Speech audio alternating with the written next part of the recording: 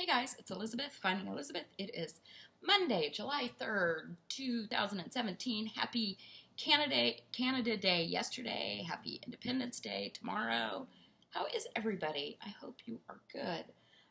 Decided I'm not going to list off all my stats anymore because there's like 500 videos that say them. But I'll put them in the box below. Basically, I had vertical sleeve gastrectomy. A little, like 3 months ago. I have maintained a 100-pound loss for 3 years. I have maintained a 190-pound loss for the last 2 years.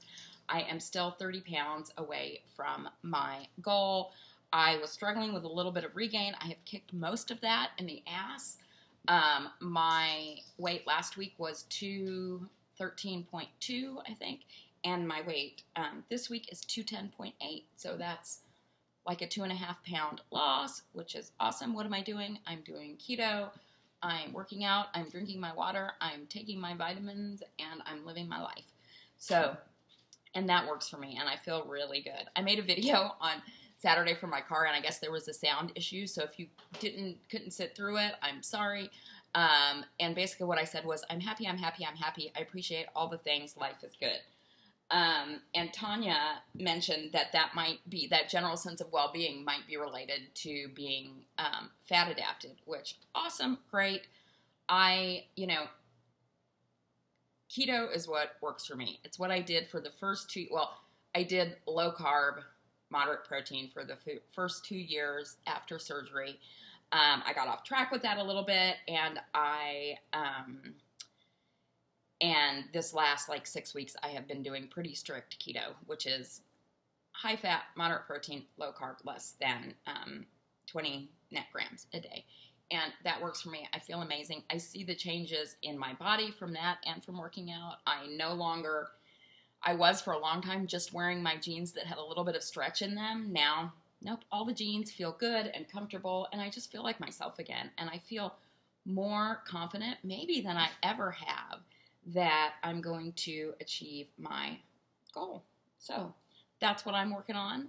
I had set a goal for myself to get to 209 by July 1st. That didn't happen, but I'm pretty close. It's okay.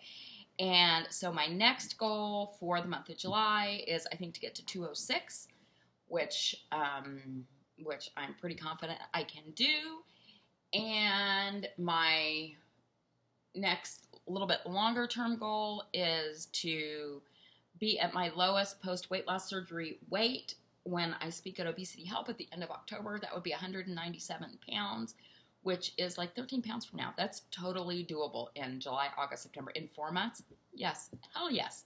Anyway, so that's where I'm at. So I've been thinking a lot. There's been a lot of veterans coming back. There's a lot of people who have been struggling with regain, and I think mainly through Instagram. I have a lot of newer people who follow me. And I've been thinking a lot about what can I say at Obesity Help that is going to make the biggest impact on people in terms of something they can take home with them. Dale Cooper's on my lap. He's being very sweet and cuddly this morning. And Patty and I hung out yesterday, and we were talking about it. It's like, I know what it is for newbies, but what is it for those of us who have been doing this for a long time? So I really think it's the same thing, but let me hit it from two different aspects. So I want to talk about it. So I want to talk about that today, because you may not be able to go to Obesity Help, and who knows? By the time we get to Obesity Help, you may have forgotten what I said. Number one thing that I think is going to make you successful during your weight loss surgery journey is to change your habits in that honeymoon period. Okay, it's going to be the easiest time for you to change your habits. Number one, because you're going to be the least hungry, and you're going to be getting the biggest return on the scale. So that positive reinforcement of changing your habits is going to be huge. And I even though I haven't hit my goal, I consider myself an extremely successful weight loss surgery patient, because I have changed pretty much every habit in my life. And I did that during that initial time frame, during my first 12 to 18 months. And that was what I eat.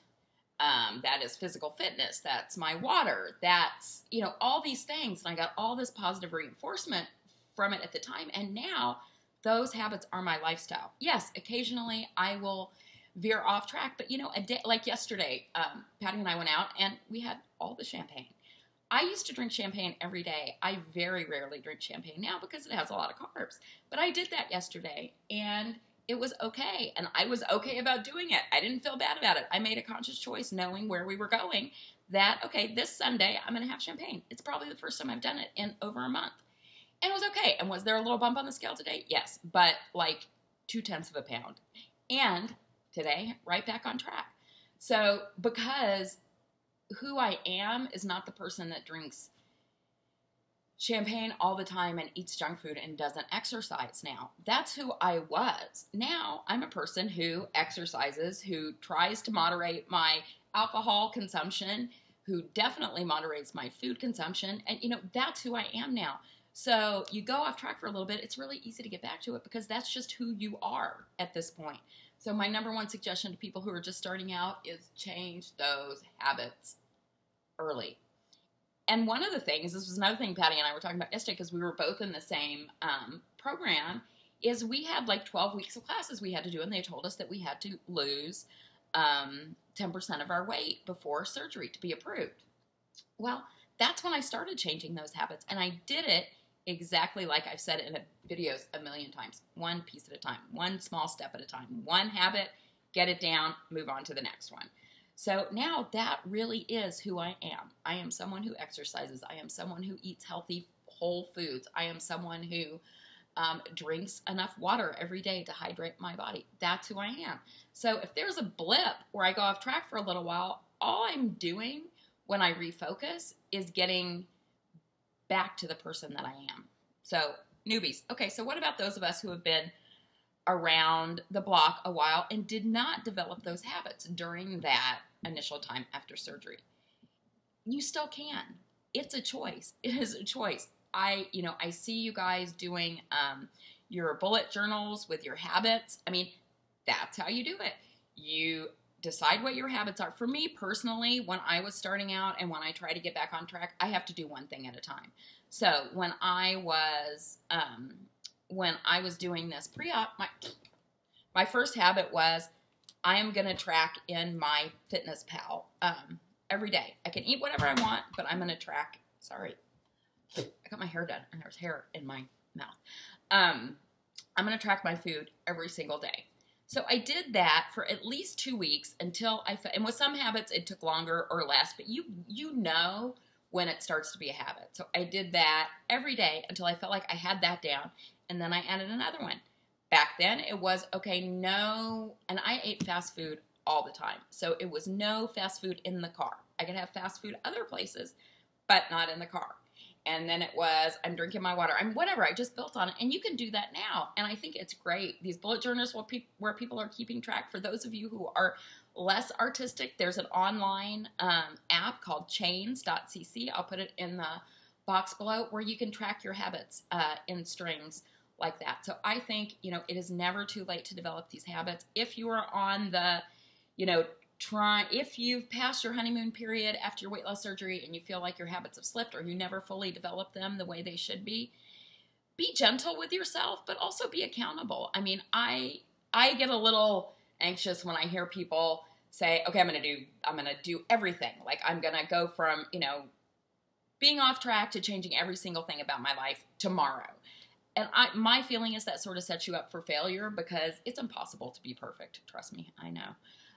But if you take one thing and you keep your word to yourself on that one thing and you continue to build your successes, and then when you feel ready, you move on to the next thing, eventually your habits are going to be changed for good, because this is not a diet. This is not a green smoothie or a pouch test or a whatever. This is your life for the rest of your life, and it is changing your habits that are going to help you maintain this weight loss for the rest of your life. Okay. Have I been bossy and lectury enough for today? I love you guys. Have a great 4th of July, and I will talk to you later.